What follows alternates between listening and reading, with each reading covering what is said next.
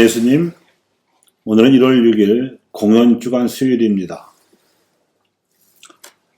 어둠 속을 걷던 백성이 큰 빛을 보고 암흑의 땅에 사는 이들에게 빛이 비치지만 정작 빛을 보고 반사해야 할 이들이 겁에 질리는 수가 있습니다. 왜냐하면 빛을 반사해서 다른 이들에게 비추어 주자면 그동안 감추어져 있던 우리 자신의 그들과 어둠이 드러날까 두렵기 때문입니다.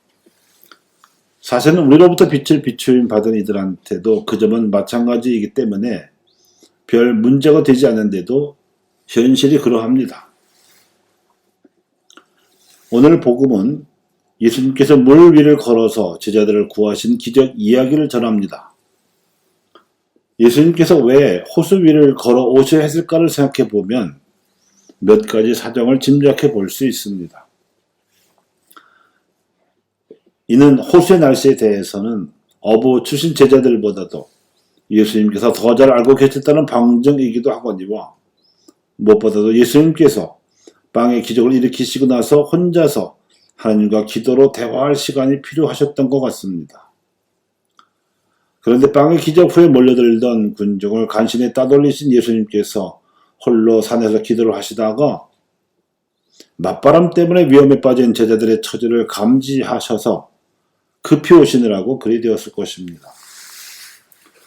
그런데 문제는 호수 위를 걸어서 자신을 구하러 오신 예수님을 제자들이 알아보지 못하고 유령인질로 착각하여 비명을 질러댈 정도로 겁에 질렸다는 점과 그분이 배에 오르시자 사납게 불던 바람에 즉시 멎었을 뿐만 아니라 노를 젓지도 않았는데도 배가 어느새 가려던 곳에 가닿았다는 점, 게다가 잇따라 이런 기적들이 일어나자 제자들은 너무 놀라 넋을 잃어버렸다는 점입니다.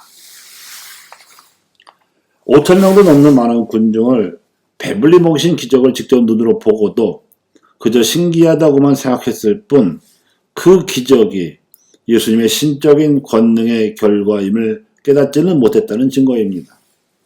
그래서 마르코는 그들의 빵의 기적을 깨닫지 못하고 마음이 완고해졌기 때문이라고 쓰고 있습니다. 빵의 기적은 사람들로 하여금 배고픔을 면하게 해주려고 일으키셨을 뿐만 아니라 장차 성체성사를 제정하실 것을 염두에 두시고 하느님의 생명으로 살아갈 기운을 주시려고 일으키신 것이었습니다. 그래서 생명의 빵에 관한 가르침까지 가퍼나움 회당에서 일러주셨는데도 전혀 제자들의 믿음에 진전이 없자 예수님께서도 아직도 깨닫지 못하느냐 하시며 한탄하셨습니다. 두려움 탓에 믿음이 오그라든 심리적 혼돈 상태입니다.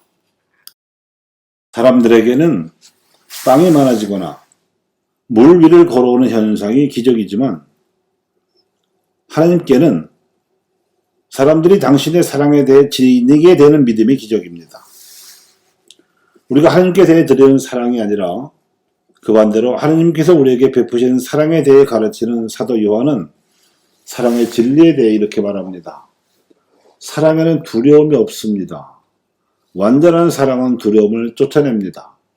두려움은 벌과 관련되기 때문입니다. 두려워하는 이는 아직 자기의 사랑을 완성하지 못한 사람입니다. 그러니까 이 말은 두려워하지 말고 용기 있게 사랑하라는 권고입니다. 여기서 사랑의 역설이 생겨납니다.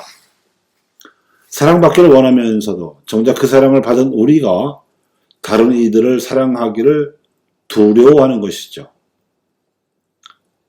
이는 믿어주기를 바라면서 믿음직스럽게 행동하기를 두려워하는 믿음의 역설로 이어집니다.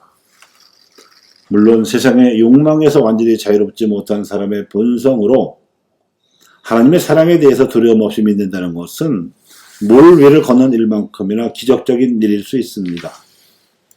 하지만 하나님의 사랑을 믿고 그 사랑을 살고자 애를 쓰면 비록 그 노력이 작을지라도 예수님께서 그 노력을 당신 능력의 도구로 쓰십니다. 마치 빵 5개와 물고기 2마리로 5,000명도 넘는 많은 군중을 배불리 먹이신 기적처럼 우리의 작은 사랑을 도구로 삼아서 30배, 60배, 100배나 되는 사랑의 기적을 일으키십니다.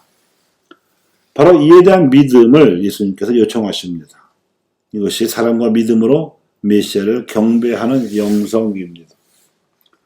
우리가 아주 작은 노력이지만 정성을 다해서 우리의 삶을 메시아를 경배하려는 지향으로 바치면 그 작은 노력의 삶은 어마어마한 사랑을 불러일으키는 기적의 재료가 됩니다.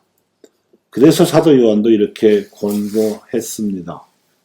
사랑하는 여러분, 하나님께서 우리를 이렇게 사랑하셨으니 우리도 서로 사랑해야 합니다. 지금까지 하나님을 본 사람은 없습니다. 그러나 우리가 서로 사랑하면 하나님께서 우리 안에 머무르시고 그분 사랑이 우리에게서 완성됩니다. 고대 그리스의 수학자인 아르키메데스는 지렛대의 원리를 발견해서 후대 인류가 실생을 해서 작은 힘으로 큰 일을 할 수 있도록 도움을 주었습니다. 이 원리는 작은 힘이라도 이를 전달할 수 있는 지렛대가 충분히 길고 또 이 지렛대를 받쳐줄 수 있는 받침점이 튼튼하다면 우리의 힘보다도 훨씬 무거운 짐도 아주 가볍게 들어 올릴 수 있는 이치를 말합니다. 이와 마찬가지로 빵이 늘어난 기적과 물 위를 걸어오신 기적은 우리의 본성적인 능력으로만이 아니라 믿음으로 사랑을 행하고자 하는 작은 힘이 예수님의 능력이라는 지렛대와 우리의 믿음이라는 받침점에 의해서 얼마든지 세상에서는 훨씬 더 큰 사랑의 짐을 들어 올릴 수 있습니다.